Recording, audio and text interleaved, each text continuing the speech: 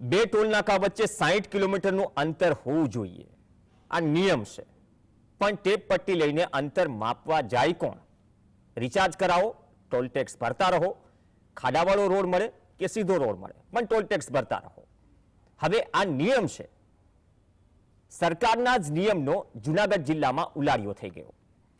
અહીં ઉનાથી જુનાગઢ વચ્ચેના ખૂબ ઓછા અંતરમાં વાહન ચાલકો અને પ્રવાસીઓને 4 ટોલ બૂથ પર ટેક્સ ચૂકવવો પડે છે.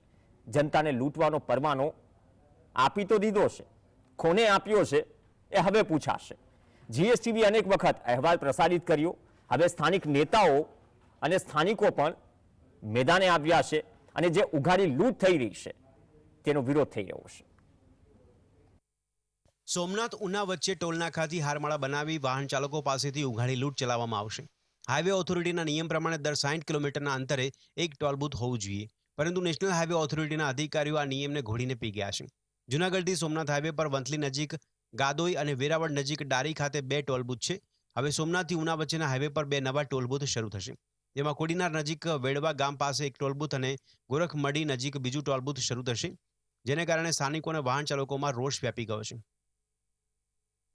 સરકારને અમે વિનંતી કરીએ છીએ કે 60 કિલોમીટરના 63 કિલોમીટરના એરિયામાં પણ ટોલ નાકા આવે અને આજુબાજુમાં પર્યટકો સ્થળો હોય, એમાંથી દીવ જવું હોય, તુલસીશ્યામ જવું હોય કે આજુબાજુના વિસ્તારોમાં ફરવા જવું હોય તો 3 ટોલ નાકા નાના ગરીબ માણસોને મધ્યમ લોકોને કેમ પોસાય?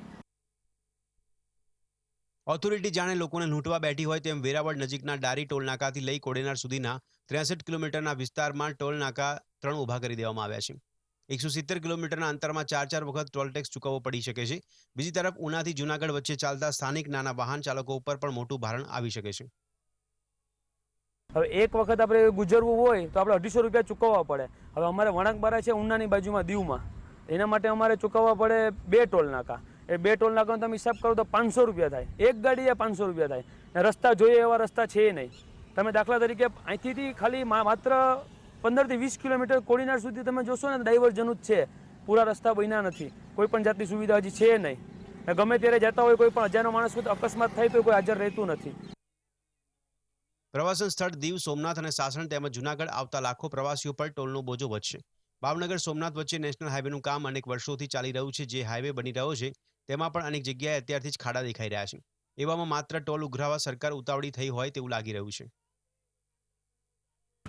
ટુરિસ્ટને પણ તકલીફ, પછી અહીંના સ્થાનિક ખેડૂતને ક્યાંય જૂનાગઢનું કામ હોય, ઉનાનું કામ હોય તો જેટલો ટોલ ટેક્સ આવે છે એટલું તો પાછું ડીઝલ આવી જાય છે. એટલે મીડિયાના માધ્યમથી સરકારશ્રીને હું કહેવા માગું છું કે ભાઈ તમે અહીંયા જોવો અને વિચારો, તમારો જ નિયમ છે કે ભાઈ 60 કિલોમીટરના એરિયામાં ટોલ ટેક્સ હોય.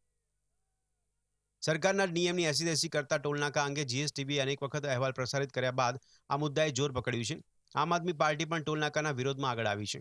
આપે મુખ્યમંત્રીને રજૂઆત કરી છે.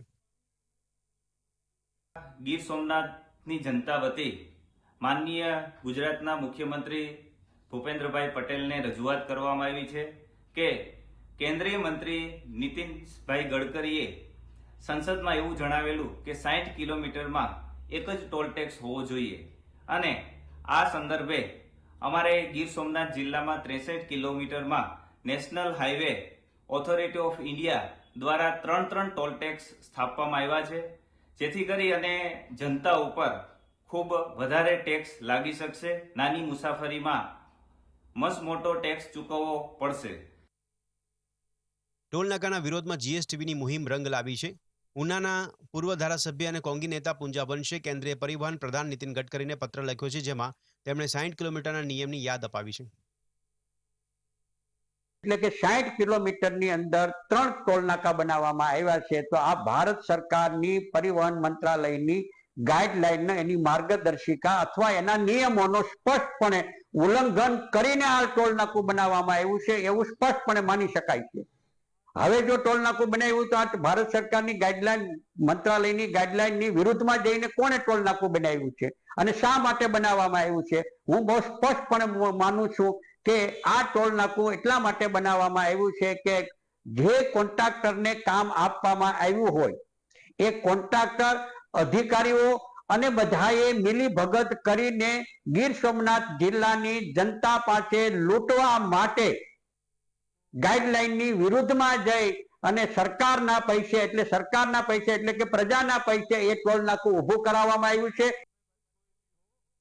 પ્રજા મૂંગા મોઢે ટેક્સ ભરતી રહે એટલે ઓથોરિટીને તો જાણે ઉઘાડી લૂંટ ચલાવવાનો પીળો પરવાનો મળી ગયો હોય તેવો ઘાટ સર્જાયો છે. લોકોનો સવાલ છે કે શું તેઓ પોતાના પરસેવાની કમાણી ટોલ ટેક્સમાં જ લૂંટાવતા રહેશે? આટલા ટૂંકા અંતરમાં 4 ટોલ બૂથથી વેપારીઓ અને પ્રવાસીઓ બંને ઉપર માઠી અસર થવાની સંભાવના છે. દીક્ષિત પરમાર, GSTV, ગીર સોમનાથ.